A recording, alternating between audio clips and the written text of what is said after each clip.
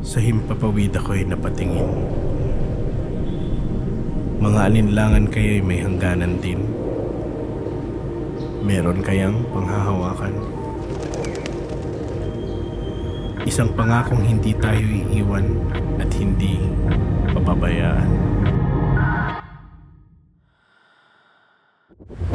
Mapadpad man sa tirik ng araw, payapa ng hapon o kalaliman ng gabi, isang yakap ang hindi lumisan sa aking tabi. Mahinahong bulong na nagsasabing kahit saan tumungo, anumang hanapin, kailan may hindi mawawala ang ating pag-asa.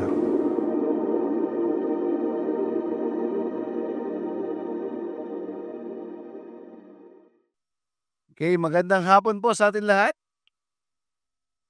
Ayan, pwede mo batiin yung katabi mo, sabi mo, magandang hapon. Yan. Sing ganda at sing gwapo mo ang hapon natin ngayon.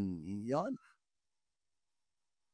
Sa bubuksan po natin ang ating bagong serye na pinamagatan natin na Pag-asa. Kaya po tatandaan natin, habang may buhay ay may pagsubok.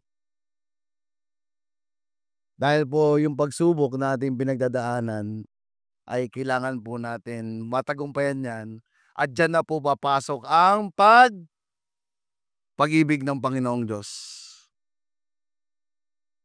At yung pag-ibig ng Panginoong Diyos, ibinigay niya ang kaisa-isa niyang anak na si Jesucristo na tunay na ito magbibigay sa atin ng pag-asa. Ang layunin po ng serye natin ito ay ituon natin yung pag-asa natin ituon po natin yung pag-asa natin hindi sa abilidad o talento na meron tayo bilang tao o sa posisyon o kung sino yung maihahalal natin ngayong eleksyon or ano yung estado ng ating buhay. Bakit? Pagka sinabi po natin pag-asa, ito po ay kasiguraduhan sa bagay na iyong inahangad. Tama ba? So sino dito may katabi kang mukhang punong-puno ng pag-asa? Yung ibang hindi nagtaas ang kamay, may mukha bang walang pag-asa yung katabi mo? Totoo, bilang Kristiyano tayo po ay punong-puno ng pag-asa, tama? Pero pagka dumadating ka na sa sitwasyon ng iyong buhay na ito'y nasusubukan, ito'y na dumadaan sa pagsubok or bumabalik ka sa buhay mong nakaraan o realidad ng buhay, yung pag-asa mong ito ay utay-utay na nawawala. That's why mahalaga po saan ba nakaangkla ang ating pag-asa.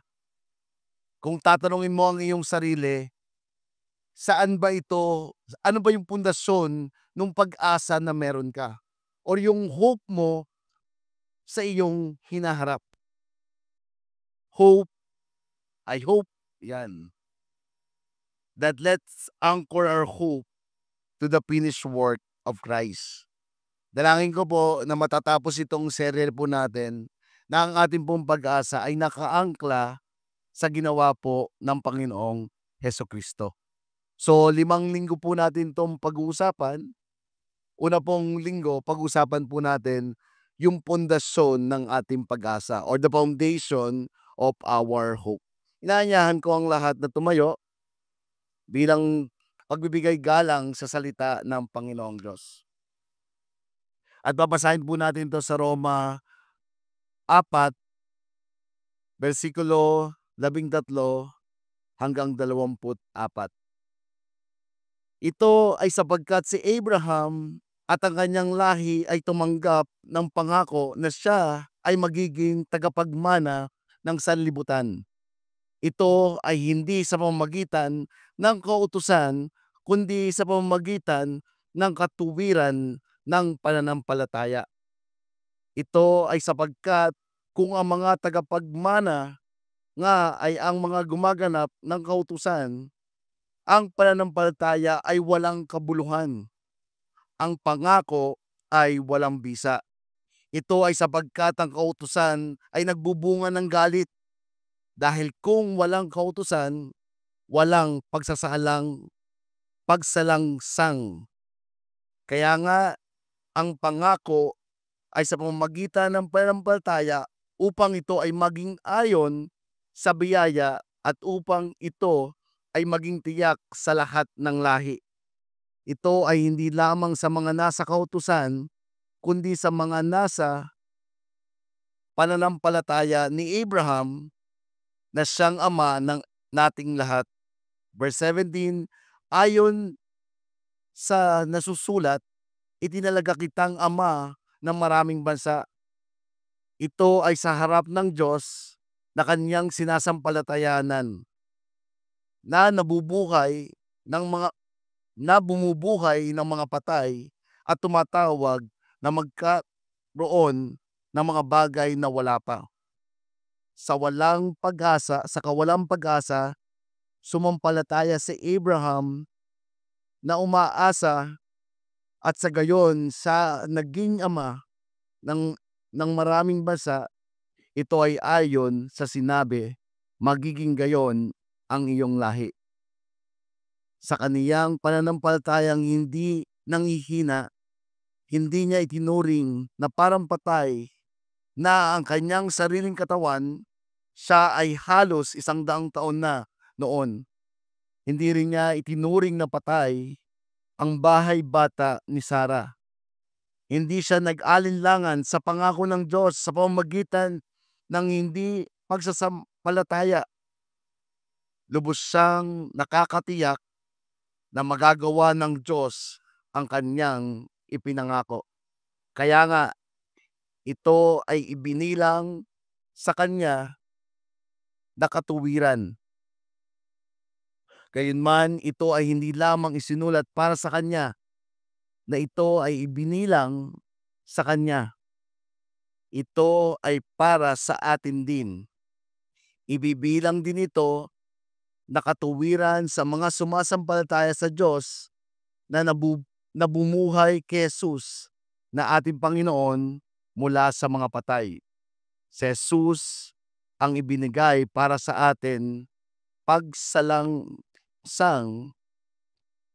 at ibinangon para sa pagpapaging matuwid sa atin. Tayo po'y manalangin. Panginoon, marami pong salamat sa iyong salita. Dalangin po namin na ikaw, Jesus, ang maging pundasyon ng aming pag-asa. Dalangin po namin na gamitin mo po ang iyong salita na magbigay ito sa amin ng katuruan, kaalaman na tunay na ikaw, aming Panginoong Jesucristo, ang pwede naming lapitan. Ikaw ang pundasyon ng pag-asa na meron kami. Ano man ang aming pinagdadaanan, dalangin namin ang iyong salita ang magbigay sa amin ng encouragement na yung salita mo, Panginoon, kung ano ang lais nito at layunin nito, ito'y maganap sa aming mga buhay at magbigay ito ng success or katuparan sa aming mga panalangin. Tinataas po namin ang aming samot dalangin tanging sa pangalan ng iyong anak na si Jesus. Ang lahat ay magsabi ng Amen. Sige po, pwede po tayong umupo. So ito pong binasa po natin ay sulat po ito ni Pablo. At ito po ay inano niya sa mga taga-Roma na merong pong pagkakabuklod-buklod ang simbahan. Kasi po nung time na yon, yung simbahan po mixed Jewish o yung mga Hudyo at mga Hentil na Kristiyano. So ngayon pinag-uusapan po nila saan ba makukuha ang kaligtasan. So yung mga Jew part o yung mga Hudyo, parang sinasabi nila, kailangan circumcise ka. Yes, sinanggap mo na si Kristo, pero yung mga kautusan, yung mga law, ay kailangan mo tong gawin. In the same time naman, yung mga Hentil, andun yung confusion nila na ano ba talaga ang magliligtas? Ito ba ay sa pananampalataya na tinanggap natin si Kristo o yung pananampalatayang yun ay kulang pa? Kaya dagdagan natin ng mga kailangan nating gawin. So kasi pagka sinabi mo pong yung law o yung mga Hudyo po nitong time na to, ito po ay nakabase sa gawain po ni Moses o yung Ten Commandments. So yung law or from 10 commandments it end up around 300. So yung 300 na long yon, kailangan ginagawa mo yon araw-araw. Parang yung sabi ko nga yung pagtutuli parang sinasaad nila na kung lahi ka ni Abraham, dapat you must be circumcised. Or dapat yung way ng pagkain mo, way ng iyong pamumuhay ay dapat ganito. Parang beyond the law. So kaya po si Pablo, ginamit niya si Abraham. And makikita po natin dito, nung sinabi niya si Abraham, it gives them parang napapa-English ako. Nagbibigay ito sa kanila ngayon bigla ng parang kaalaman. Parang, bakit binanggit mo si Abraham? Nung time, mas nauna si Abraham kaysa kay Moses. So ngayon, parang inaano niya na ibinibigyan niya ng glimpse. It is by faith ba? Or yung faith na meron tayo ay kulang pa? So first point na meron tayo is relationship with God that comes by faith. Ang relasyon po na meron tayo sa Diyos ay nagsisimula po ito sa pananampalataya. Verse 13, sabi po dito, ito ay sapagkat si Abraham at ang kanyang lahi ay tumanggap ng pangako na siya ay magiging tagapagmana ng sanlibutan. So, makikita po natin dito na in Genesis 12, meron ng pangako ang Panginoong Diyos kay Abraham. Ano po yung pangako sa kanya? Siya ay magiging ama ng maraming lahi. Pero look at the situation ng Abraham. Ano po yung sitwasyon niya? Siya po ay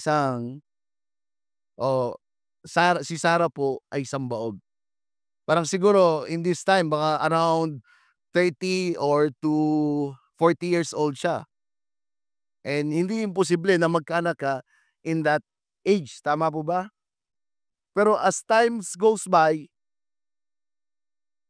makikita natin na yung faith ni Abraham dito nasusubok. And that's why, sabi po dito, ito ay sapagkat si Abraham at ang kanyang lahi ay tumanggap ng pangako na siya ay magiging tagapagmana ng sanlibutan. Ito ay hindi sa pamamagitan ng kautusan, kundi sa pamamagitan ng katuwiran ng pananampalataya. So yung pagtanggap po ni Abraham na he is righteous, it is by faith. In Romans 4 verse 3, sabi po dito, for what the scripture says, Abraham believed God and it was counted to him as righteous. Sabi ko nga po kanina, may pagtatalo. Pero ito sinabi po ni Paul na isinasaad dito in verse 3 pa lamang, sinad po doon nang dahil na nampalataya si Abraham sa Panginoong Diyos, it makes him righteous. And the same thing to us, our relationship to God is start because of faith that we have in Jesus. When the time we accept Christ as Lord and Savior of our life, the relationship na meron po tayo, dun po nagsimula. So yung pagiging Kristiyano mo, hindi ka po Kristiyano dahil umattend ka ng 4 o'clock service na meron tayo. O hindi ka Kristiyano dahil ikaw ay nagdadasal. Kristiyano ka dahil sa pananampalataya na meron tayo. It talks about the merit principle or the grace principle or faith principle. Yung merit principle, naniniwala ka na maliligtas ka dahil sa law, sa pagsunod mo ng law.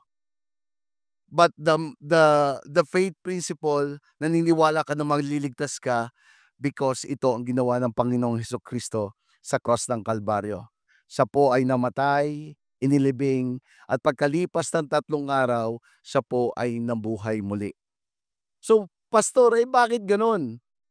Nung namatay naman si Abraham, wala pa si Kristo. Doon kayo ma-amaze po. Nasabi po dito, even hindi po alam ni Abraham who is Jesus, but when he believed in God, when he has faith in God, he become a righteousness in God's eyes. And the same thing to us. Sino po dito may katabing mukhang banal? Yan, mukha lang. So ang tanong, bakit ka naging banal? Again, if we have faith in Christ, sabi po doon, yung lahat po ng kasalanan natin ay kinuha na po ng Panginoong Hesukristo. And it is by faith that we had. Verse 14, sabi po dito, ito ay sapagkat kung may mga tagapagmana nga ay mga gumaganap ng kautusan, ang pananampalataya ay walang kabuluhan, ang pangako ay walang bisa. So sinasabi naman po dito, kung meron daw mga mananampalataya na gumagawa at naniniwala sa gawa, baliwala daw po yung pananampalataya na meron tayo. Parang faith plus work, ito po ay hindi rin po tama. It is faith alone that will give us salvation. Again, ulitin ko ha. Sabi po dito, ito ay sapagkat kung ang mga tagapagmana nga ay mga gumaganap ng kautusan, ang pananampalataya ay walang kabuluhan. Kung ikaw ay naniniwala dahil sa iyong mabuting gawa, ikaw ay maliligtas. Or Jesus plus baptism, Jesus plus circumcised, tsaka ka maliligtas. Sabi po dito, ito daw po ay hindi magdudulot sa atin ng kaligtasan, but faith alone in Christ will give us this salvation. It means being a Christian is all about faith.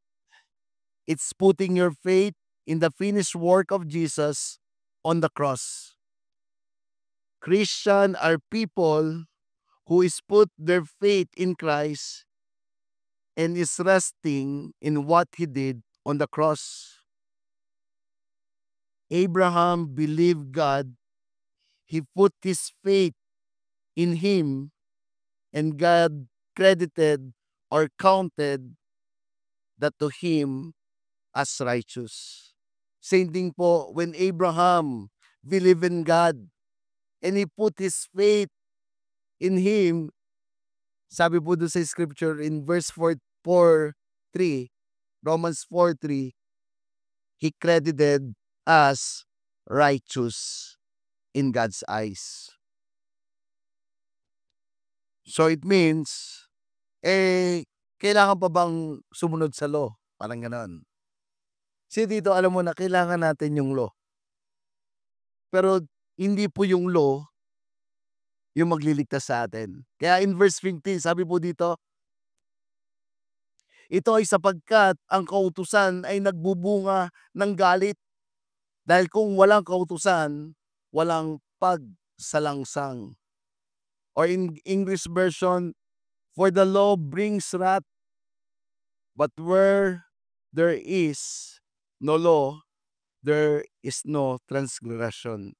Kung wala daw pong law, wala din pong kasalanan. Tama? So, every time you play, ako, I love playing basketball. Gumaganda ang basketball pagka may rules. Pero pagka wala na pong traveling yan, ang bola pagka nakuha mo, tatakbo mo na, hindi na basketball yan.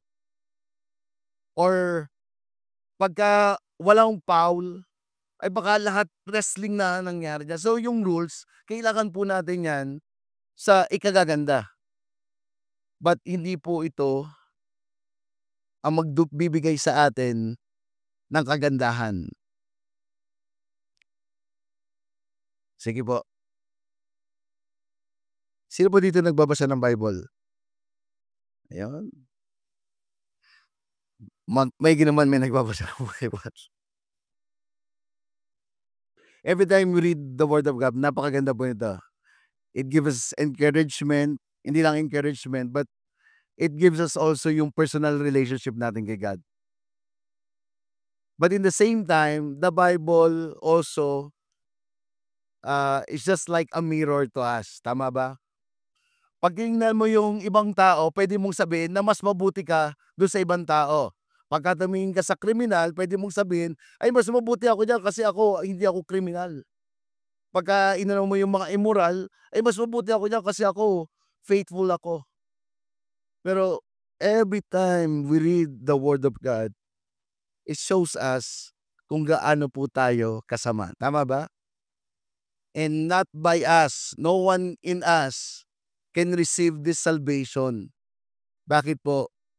Every time makikita natin po na makasalanan po tayo, hindi po natin kayang i-inherit yung kaligtasan meron po tayo. That's why only faith in Christ will give us the relationship that we had in God. Hindi po sa gawa na meron tayo, but it's about our faith in God. Who among you here, binigay mo na yung pananampalataya mo kay Christ? And we have this relationship. Having a relationship with God is not based on good works, but on a work that was already performed by Jesus Christ on the cross. Yung relationship po natin sa Panginoong Diyos ay hindi po nakabase sa mabubuti nating gawa. Kung mong i-hear, naramdaman mo yung presence ng Panginoong Diyos when we sing ano yung kinakanta natin kanina? Sa'yo lamang, Ako, I feel that. Or thank you. Dahil pinili mo ako, nandito ako ngayon, and I having a relationship with you. Yung sa dinami-dami ng tao, bakit ako pa yung nandito, parang gano'n. So, ano yung gusto kong ipunto po dito? God loves us not because of what we did, but God loves us because of who He is. Ulitin ko God loves us not because of what we did, but He loves us because it is who is. Siya po yun. Parang ganito. Halimbawa may pumasok dyan. Tapos pagpasok dyan, sabi, Pastor, ang pogi-pogi mo ngayon. Okay, thank you. Pastor, gusto mo massage kita? O sige. And after nun, bibigyan ko siya ng ng jacket yan. Igiling-giling. So, syempre, it's parang binigyan mo siya. Pero hindi po, it's by works. Pero, ano po yung gusto kong i-show sa atin? It is by grace. God saved us because He loves us and He wants us. And He chooses us. Hindi sa mga ganda po natin. Yes, we need to follow Jesus. Sino po dito you follow Jesus? You deny yourself, you carry the cross. But hindi po yung ginagawa natin will help or mababago yung tingin sa atin ng Panginoong Diyos. Yung love niya is the same yesterday, today, and forever. God really loves us. So much. Sobra niya po tayong mahal. Sabi nga po, it is impossible without faith. it is impossible to please God. Kung wala po yung pananampalataya, imposible po natin ma-please ang Panginoong Diyos. And how do we please God? By having faith in Christ alone.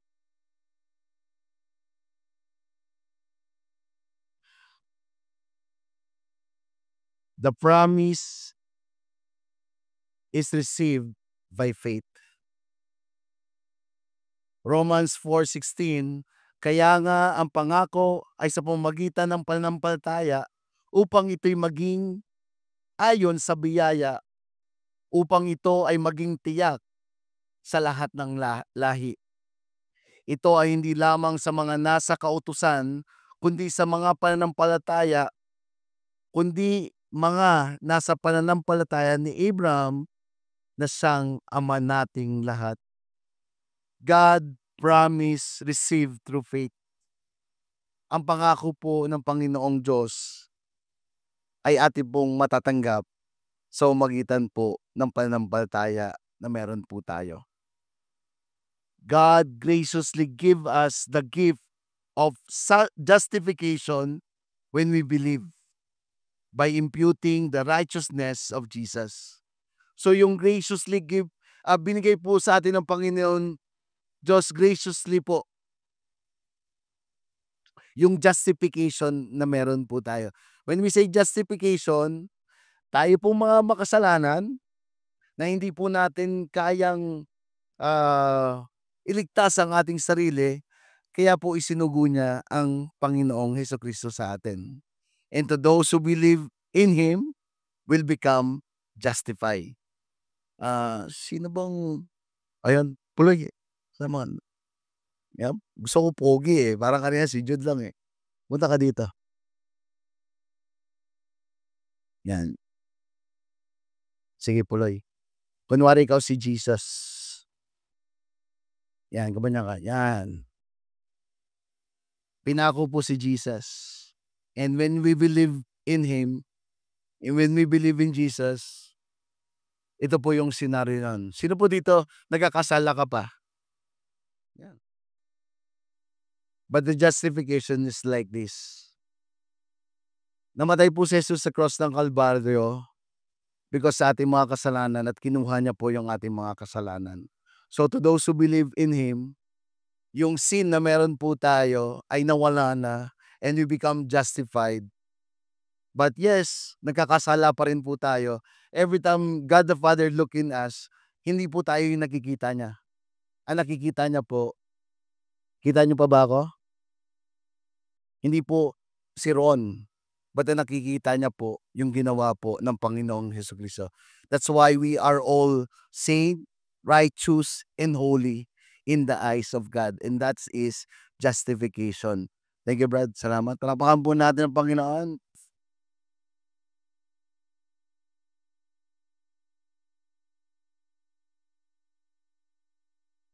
God saved people by grace through faith. Ang kaligtasan po natin ay sa pamamagitan po ng grasya ng Panginoong Diyos, sa pamamagitan po ng pananampalataya na meron po tayo. Paul explained that Abraham pleased God through faith alone before he had ever heard about the rituals that will become so important to the Jewish people. We too saved by faith plus natin. So kung makikita po natin, bago pa po dumating si Moses, bago pa po yung mga principle, mga rules, mga law, it is already nandun na po si Abraham. So for all of us also, we are saved by faith plus nothing. Yung pananampalataya po natin kay Kristo ay enough na para po magbigay po sa atin ng kaligtasan. We are saved only through faith in Christ. We cannot please God by our works. Hindi po natin kaya siyang i-please dahil lang sa ating po mga ginagawa. Then Romans 4:17, ayon sa nasulat, itinalaga kitang ama ng maraming bansa. ito ay sa harap ng Diyos na kanyang sinampalatayaan at bumubuhay sa mga patay at tumawag na magkaroon ng mga bagay na wala pa. So in verse 17 makikita natin dahil din po sa pananampalataya ni Abraham, even yung sitwasyon ay hindi umaakma. He is fully convinced that God is faithful and able to fulfill His promise. Sabi ko nga po kanina na si Abraham ay pinangalanan po siyang Abraham kasi yung meaning po ng Abraham ay magiging ama ka ng maraming lahi. Siguro yung start nung tinawag siya nung 40 years old siya, okay pa. Pero as times goes by, parang ganito, uma-attend ka ng isang malaking meeting, parang meeting. Tapos ang pangalan mo, Jaguar. May call on Jaguar. Tapos lumabas, akala ko Jaguar. Dapat ang pangalan mo, Jaguar. Parang ganun. Parang sa kanya, he's Abraham, a father of many nations, pero ni isang anak, wala po siya. Tanong, do we have faith like Abraham? Meron ba tayong ganun pananampalataya? Ay impossible thing na pwede mangyari sa iyong buhay. Ano yung mga bagay na yun? Maaari meron kang matagal nang pinapanalangin, but hanggang ngayon ay hindi pa rin natutupad. And it based on the Word of God. Maybe you read the Word of God. Ano yung mga encouraging verse na meron tayo? I can do all things through faith. I can do all things through Christ who strengthen me. Or maybe the favorite verse, Jeremiah 29:11. May plano sa akin ng Panginoong Diyos. Plano niya akong hindi saktan, but bigyan ako ng magandang hinaharap. But seemingly, when you look into your situation, hindi nangyayari sa buhay mo yan. And look, sabi doon, Abraham, I will make your name great. I will bless those who bless you. And you will be a father of many nations. But look, the faith na meron po siya, or the promise na meron po siya, he received it by faith. In verse 18, sabi po dito, sa kawalang pag-asa, sumampalataya si Abraham na umaasa at gayon siya ay naging ama ng maraming bansa. Ito ay ayon sa sinabi, magiging gayon ang iyong lahi. Abraham never doubted that God would fulfill His promise. He hold the word of God and act by faith. Every time we read the Bible, every time we see yung mga scripture, at ito po ay alam mo na ibinigay sa ng Panginoong Diyos, ito po ay ating panghawakan.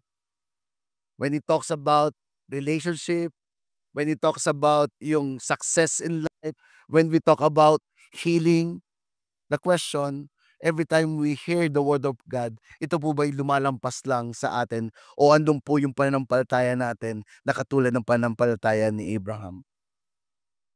But actually, when we look in Abraham, hindi naman po siya perpekto, tama ba? Marami din po siyang pananampalataya na sinubok, and to the point na he become unfaithful to God. Pero ano yung meron po tayo? Ang Diyos po na meron tayo, siya po yung faithful sa atin. The unwavering faith na sinasabi po dito, o yung matapang na pananampalataya po ni Abraham,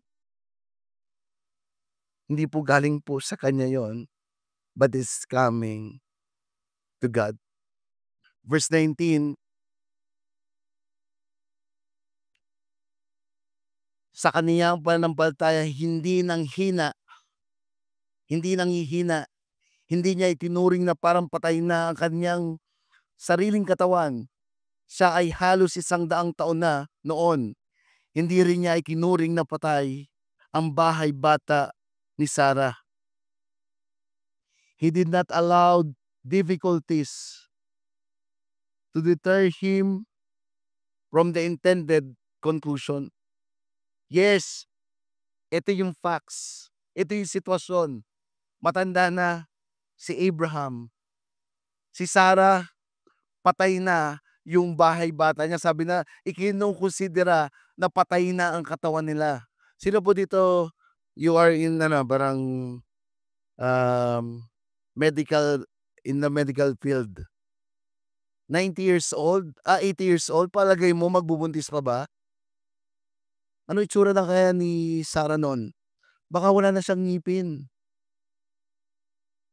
O si Abraham, baka naglalakad siya, Sarah, meron akong ibabalita sa'yo. Meron daw tayo ng anak. Abraham, ang tagal na niyan, noon mo pa sinabi yan.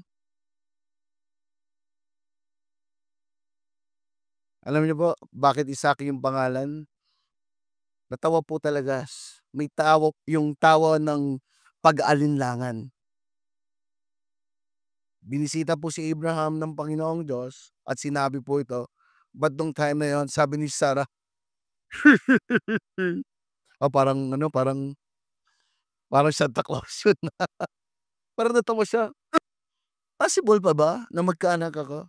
Sabi po daw, without wavering the faith of Abraham, he believed that it will happen. And what happened po? The promise received by faith. The question to all of us today, do we believe? Parang humina tayo ito. And do we believe that God will answer our prayer? Amen. Our faith should be anchored on God, not on anything or anyone else. Dapat po yung pananampalataya natin ay naka-anchor po sa ating Panginoong Diyos. Not on anything or anyone else. We can persevere in hope instead of living unbelief because God is a promise giver. Panghawakan po natin ang salita ng Panginoong Diyos. Tayo po'y umangkla sa Kanya. Bakit po? He is a promise keeper. Tingnan niyo po ako. Anong nakikita niyo? Magandang lalaki ba? Pero naniniwala ba kayo nagwagwapo ako? Parang gano'n lang eh, no? Wala na, pastor. Wala na. Kahit tingnan namin sa aming mga mata. Seemingly, nagpapatawa lang ako. Pero tingnan niyo yung sitwasyon niyo ngayon. Ano yung tingin mo na parang imposible, na hindi pwedeng mangyari?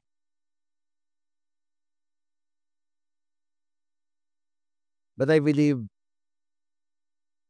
God is opening our spiritual eyes to see that He is a God who is a promise keeper. Maybe yung pananampalataya mo ngayon, maliit lamang. Pero when you give it to the Lord, He is pleased and He will answer our prayers. Nung binabasa ko nga po ito, parang sabi ito, lubos siyang nakakatiyak na magagawa ng Diyos ang kanyang ipinangako. In verse 21, Abraham's life was marked by mistake and sin and failures, as well as by wisdom and goodness. But he consistently trusted God. I don't know what happened kay Abraham, but through the years na naniniwala siya sa Panginoong Diyos, it will end up yung faith niya will become mature and to the point na wala na. Lord, wala na akong pwedeng ipagmalaki. Pagka tinignan mo yung katawan ko, hindi ko na kayang magkaanak pa. Yung abilidad ko, yung galing ko, hindi na pwede. Kaya, bakit minsan yung panalangin natin hindi kagad na-answer ni God? Kasi gusto niyang maintindihan natin, maunawaan natin na siya ang mas makapangyarihan sa lahat. Maybe tinetest pa tayo ni God na, baka masyadong mayabang ka pa, baka pagka na-answer na agad, mawala ka na, hindi ka na-attend ng church kasi na-answer na yung prayer mo. I don't know.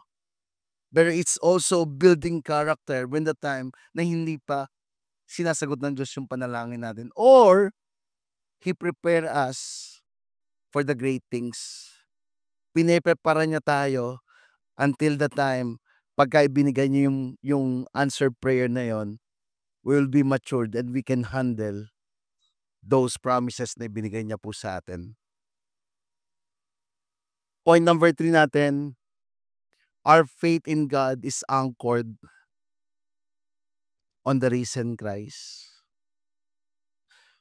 Verse 21, lubos siyang nakakatiyak na magagawa ng Diyos ang kanyang ipinangako. Kaya nga ito ay binilang sa kanya na katuwiran. Gayunman, ito ay hindi lamang isinulat para sa kanya, na ito'y ibinilang sa kanya. Ito ay para sa atin din. Sabi mo, para sa atin din. Ibibilang din ito sa katuwiran sa mga sumasampalataya sa Diyos na bumuhay kay Jesus na ating Panginoon mula sa mga patay. Si Jesus ay ang ibinigay para sa atin sa pagsalangsang at ibinangon para sa pagiging matuwid natin. Makikita po natin dito yung pananampalataya po natin ay nakabase or naka-anchor in the risen Christ. Last week pinag-usapan po natin that the tomb is empty. Tama ba? Yung kanya pong libingan ay wala na. And it's a miracle, tama ba? Yung cross empty siya kasi siguradong namatay po si Jesucristo sa cross ng Kalbaryo. And through that, kinuha niya yung ating mga kasalanan. Kaya nga po, through His blood, there's a forgiveness of sin. And kaya po siya, namatay po siya, then inilagay po siya sa tomb. And again, what happened? Nag-prepare po yung maraming sundalo ng Romano o Roman Empire. At sila po ay sanay na magbantay. Bakit? Ipinopropesiya na mabubuhay muli ang Panginoong Jesucristo. Tama ba? Ng ikatlong araw. Kaya well surrounded po. Kung secure, talaga pong sinecure yung lugar na yon. Baka daw nakawin, baka daw si Jesus ay nagpatay-patayan lang. Ang dami pong mga pinapakalat na fake news. And sabi po doon, bumaba yung anghel. Pagbaba ng anghel, nagkameron ng lindol, at nung nakita ng mga gwardya yung anghel, ano po nangyari sa kanila? Nahimatay daw po sila. And inopen po nung anghel yung libingan.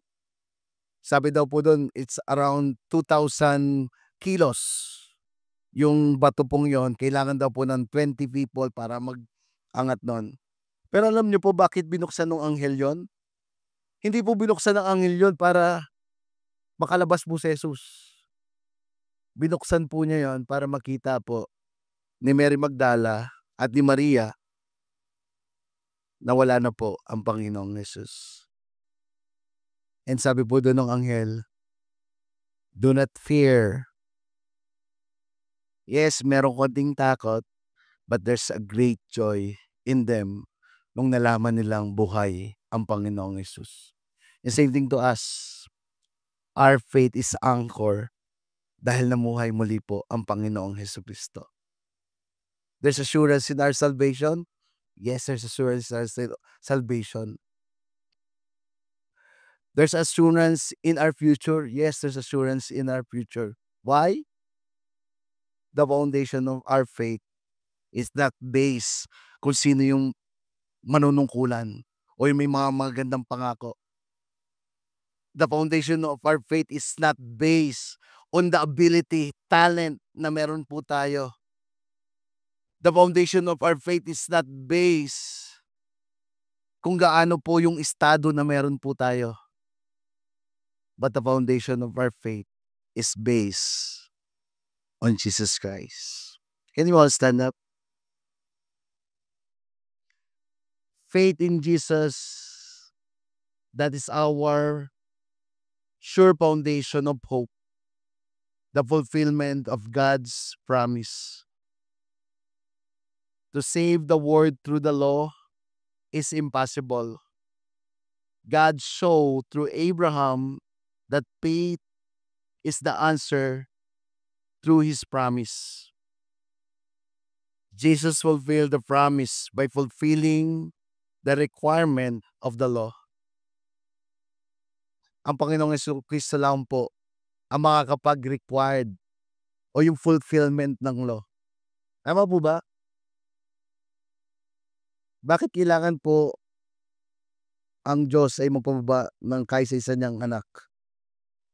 Because truly, all of us cannot save ourselves. Romans 6, Romans 3:23, Romans 6, Romans 3:23. For all have fallen short to the glory of God. We are all sinners. Romans 6:23, for the wages of sin is death, but the free gift of God is eternal life through Jesus Christ. We need Jesus into our life. So, where do we get our foundation of our faith? It based on to Jesus who is in us. Can we all close our eyes? Let us pray. Lord, thank you. We pray for the day, God, that our faith in Jesus give us the assurance for the foundation of our hope.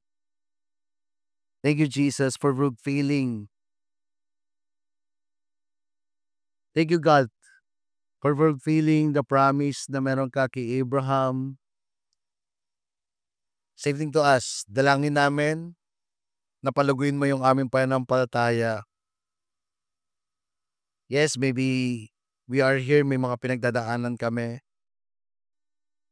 But one thing we know, you're a God who is unshakable.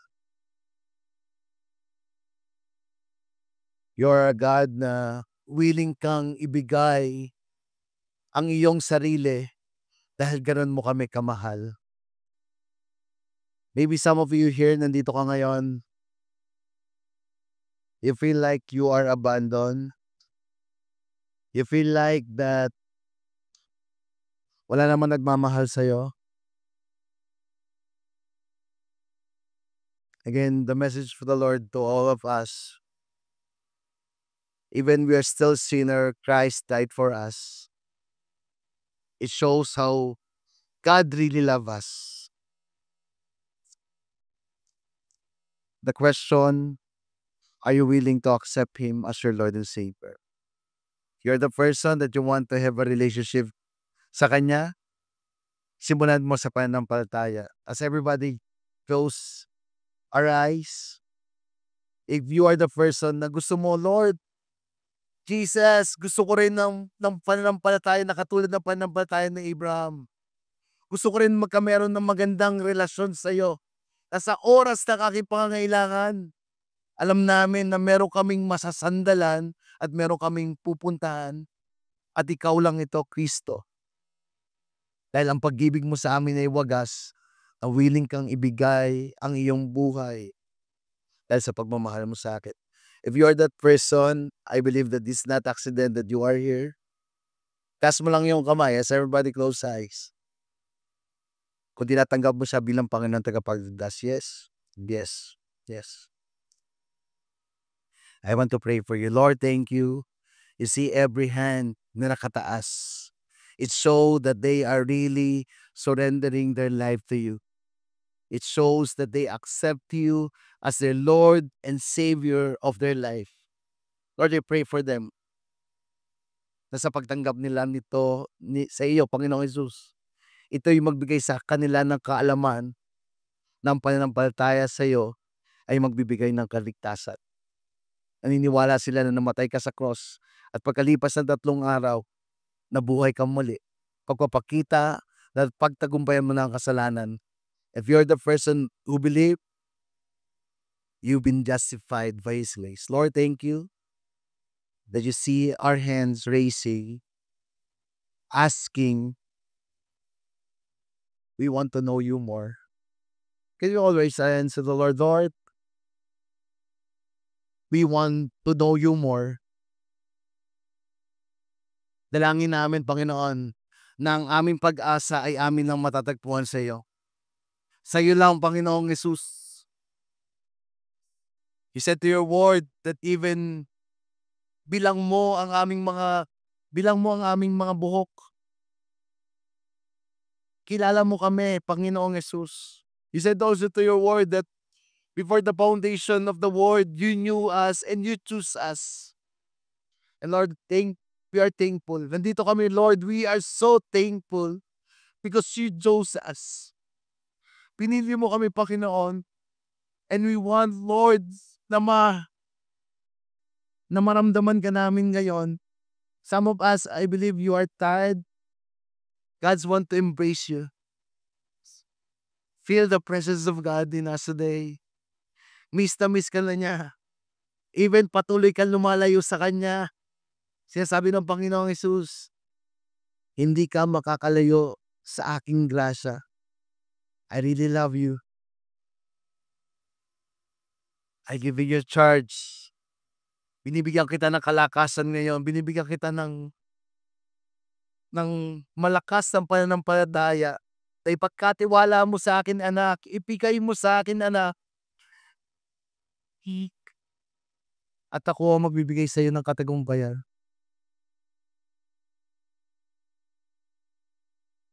Let's sing song to the Lord.